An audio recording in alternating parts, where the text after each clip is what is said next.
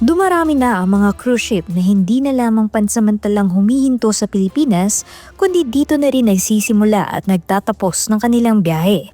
Batay sa datos ng Philippine Ports Authority, naitala ang 26 na cruise calls at mahigit 76,000 cruise passengers mula Enero hanggang Pebrero ngayong 2026. Sa kabila ng mga hamon tulad ng pagtaas ng presyo ng langis sa pandaigdigang merkado, nananatiling matatag ang interes ng mga international cruise operators sa Pilipinas.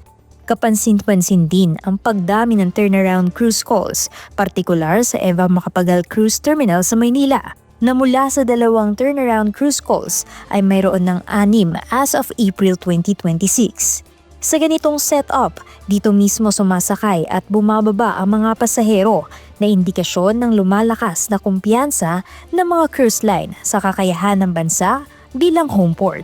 Patuloy na tinatanggap ng Eva Macapagal Cruise Terminal ang medium hanggang large vessels na may dalang tinatayang 1 hanggang 3,000 pasahero mula sa iba't ibang bansa, kabilangan China, Europa at Estados Unidos. Ayon kay PPA General Manager Jason Tiago, layunin ng ahensya na tiyaking maayos at kaaya-aya ang karanasan ng bawat pasahero na dumarating sa bansa. Dagdag pa niya, patuloy ang modernisasyon ng mga pantalan at pagpapalawak ng kakayahan ng mga ito upang makasabay sa lumalaking pangangailangan ng cruise tourism.